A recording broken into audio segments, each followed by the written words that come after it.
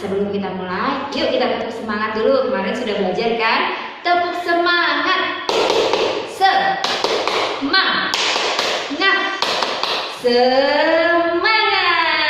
Oke, semoga semangat yang Budian rasakan di sini bisa tertular teman-teman di sana ya. Amin. Oke, sebelumnya mari kita berdoa sebelum belajar. Rabbi zidni ilman warzuqni fahman. Ya Allah, tambahkanlah ilmuku dan berikanlah aku pemahaman. Amin. Alhamdulillah.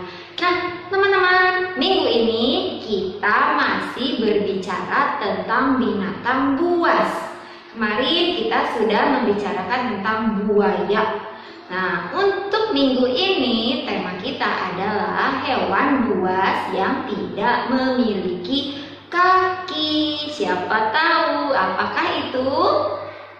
Betul sekali, ular. Kita akan membahas ular sekarang. Ular, hurufnya apa saja? U, betul, kemudian L, lalu A dan R. Dibaca ular. Ya, betul. Kita bicara tentang ular. Nah, tadi seperti yang Budian bilang, ular itu tidak memiliki kaki. Lalu bagaimana cara dia berjalan? Bagaimana teman-teman? Merayap, merangkak. Iya, betul, yang merayap ya. Kalau merangkak itu masih ada kakinya. Kalau merayap tidak. Dia menempel dengan bagian bawahnya seperti tanah atau lantai ya. Jadi si ular ini berjalan dengan cara merayap dan disebut juga dengan melata. Apa itu melata? Melata itu ya tadi, berjalan dengan cara menempelkan bagian bawah perutnya ke tanah. Nah, dengan si ular ini dia menggunakan sisik yang ada di bagian bawah perutnya untuk berjalan, teman-teman. Bagaimana cara berjalannya? Melata ya. Nanti si ular itu biasanya berjalan dengan seperti ini, teman-teman, meliuk-liuk seperti huruf S gitu ya. Tapi ada juga yang jalannya bisa juga loh, ada yang lurus seperti kereta api. Itu dia cara berjalan dari si ular. Kemudian apa sih makanannya ular? Teman-teman ada yang tahu ular itu makan apa? Makan buah pisang, makan pepaya, makan sayuran seperti kura-kura? Tidak, karena si ular ini dia memakan daging-dagingan atau disebut juga dengan binatang karnivora, yaitu pemakan daging ya.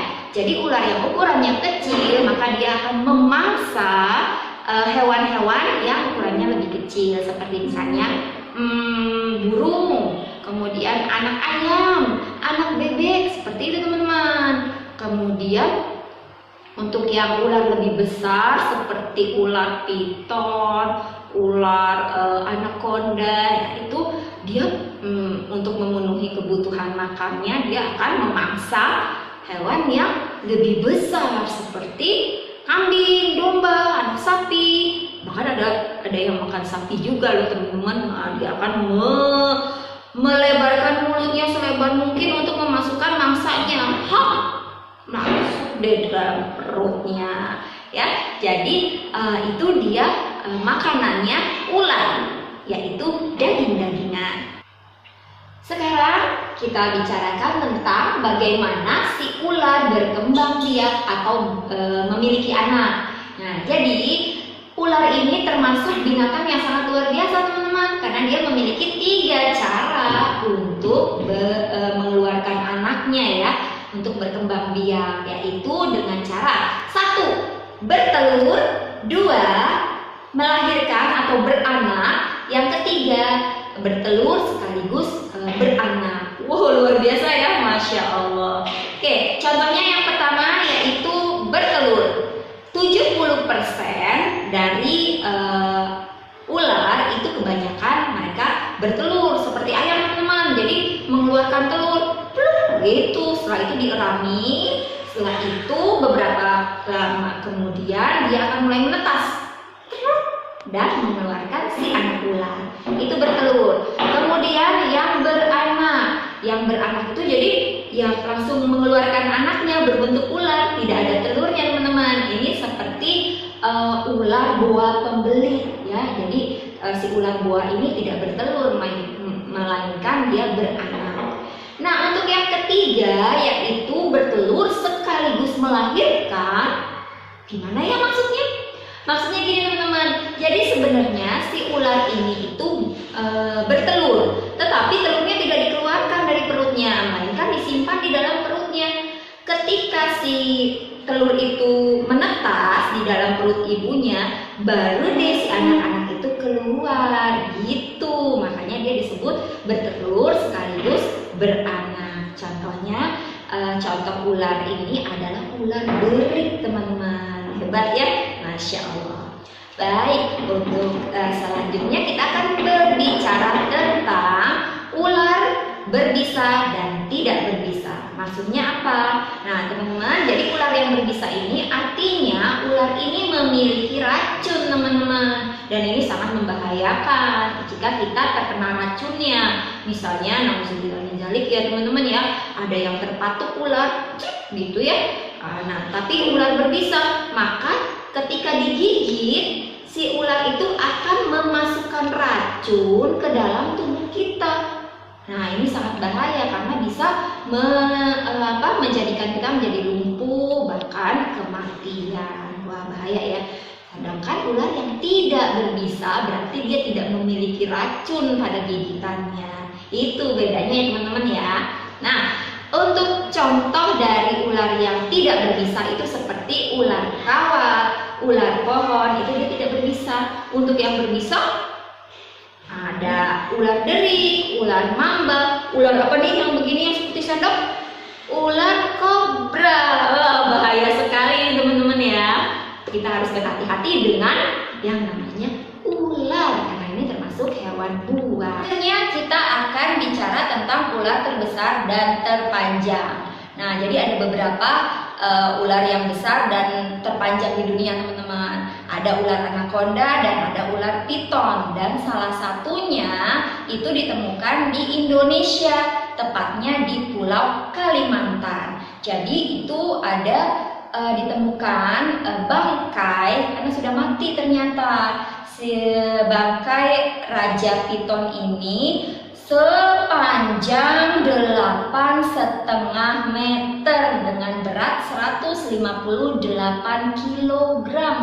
Nah, itu ada di Kalimantan, tetapi sayangnya sudah ditemukan dalam keadaan mati karena terbakar ketika hutan-hutan di Kalimantan itu kemarin terjadi kebakaran hutan teman-teman.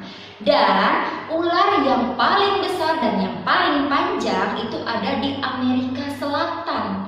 Namanya ular anaconda hijau. Itu besarnya bisa panjangnya bisa sampai 9 meter dengan berat berapa ya? 250 kg. Masya Allah, besar sekali. Teman-teman bisa bayangkan kira-kira makan apa ya ular sebesar itu? Itu dia beberapa pembahasan kita tentang ular. Tapi ada satu lagi nih teman-teman. Ternyata ular itu tidak takut dengan garam loh. Jadi kalau teman-teman sudah banyak mendengar kabar kalau ada ular yang masuk ke dalam rumah, terus biasanya suka ditaburin garam kan ya di sekitar rumahnya.